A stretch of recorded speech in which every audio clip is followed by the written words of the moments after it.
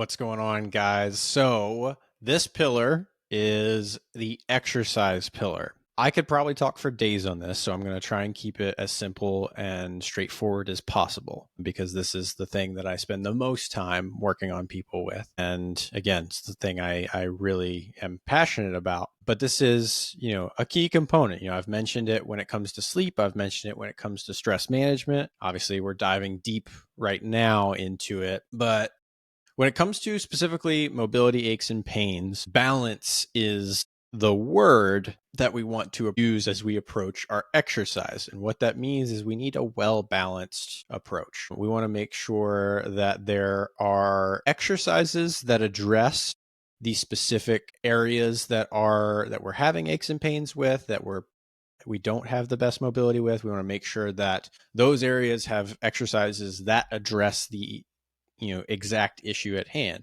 We also want to make sure our general exercise is improving. So we want, build cardiovascular endurance. We want to build strength. We want to build general mobility and flexibility. And all that requires exercises aimed at those specific things. At minimum, I'm aiming for, 90 minutes of cardiovascular endurance exercise, so cardio, what we refer to as cardio. 90 minutes of that each week. I'm aiming for a minimum of 90 minutes of resistance training. Now that resistance training can be mobility focused, where the exercises are not quite as intense, and it can be strength focused, where maybe that mobility work is a little bit less intense, not quite as challenging necessarily, but really pushes us outside our comfort zone from a range of motion standpoint. Whereas the strength work is what's really going to challenge us from a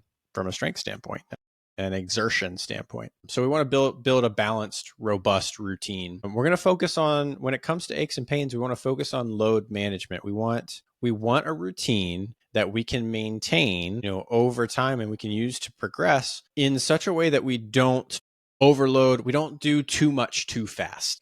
And so that those 90 minutes, that I mentioned are the, the guidelines, the recommended guidelines for activity, but it's not necessarily, we don't have to be there right away. We want to, if you're doing nothing, if there's very little that you're doing right now, we have to build up to that. We can't just go from 0, to 90 minutes of both right away, because then you're probably going to do too much too fast. You're probably going to hurt yourself and you're going to set yourself back. And so, I really have taken the approach with people of slowing people down when it comes to going all out right away.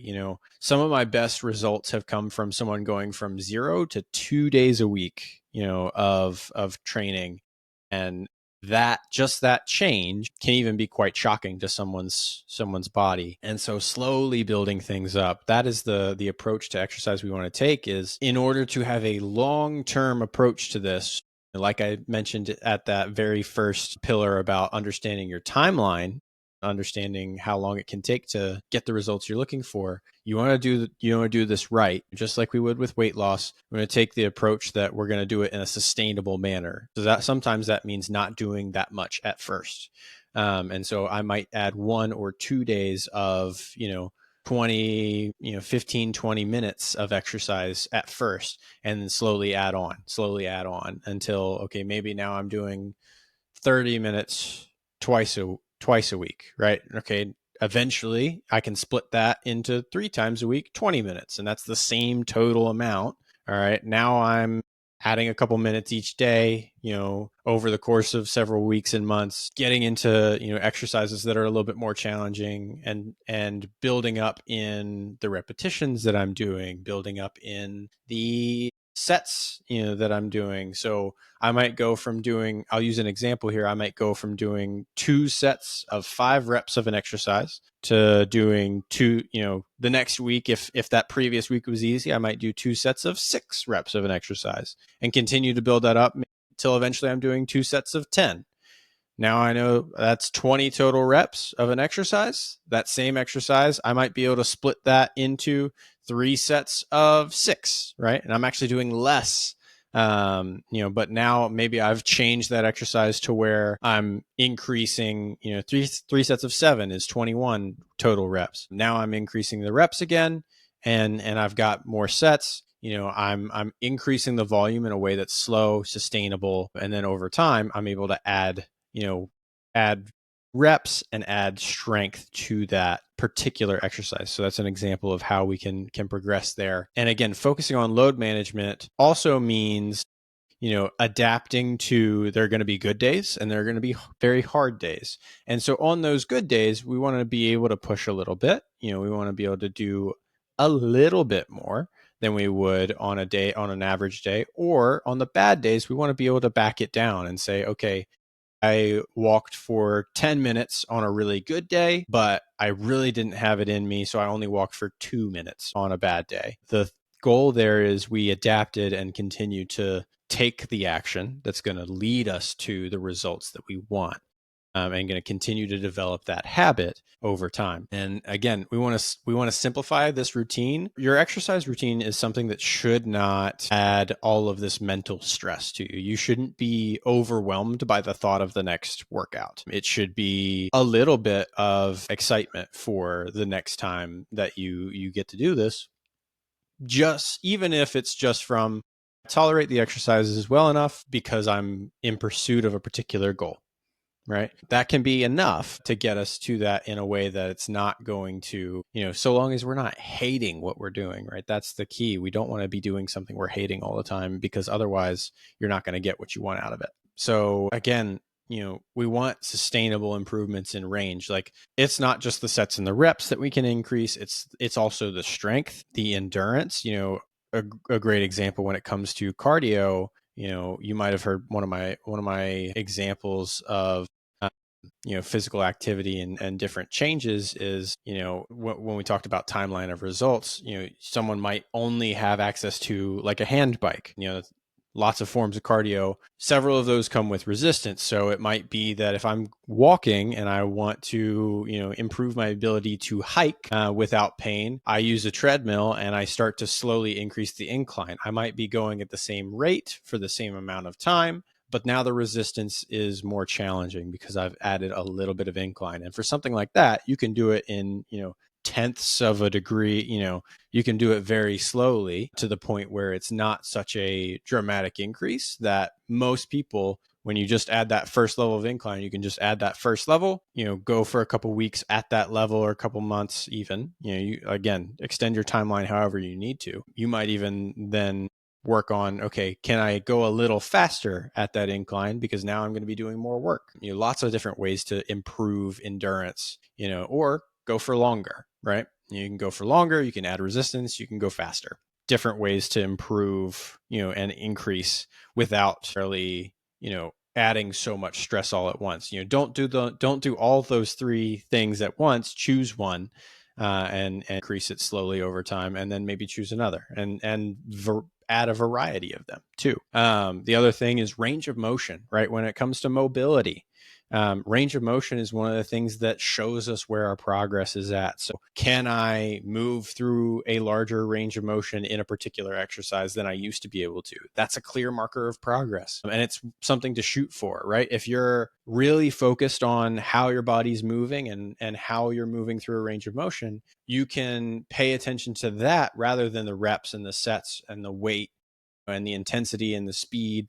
That can be, the range of motion can be the thing that you're focusing on. And you just stay at the same weight, stay at the same reps, the same speed, while you're focusing on, really trying to use your breath. We'll talk about, breathing in the next segment. Use your breath to get into a little bit deeper range of motion, kind of trick the brain into knowing that this is a safe way to exercise, and that this is a thing that's going to benefit you, not something that's going to harm you. So hopefully that was helpful for you guys to give you a little bit of just a window into how do we go about exercise in a way that's going to move the needle.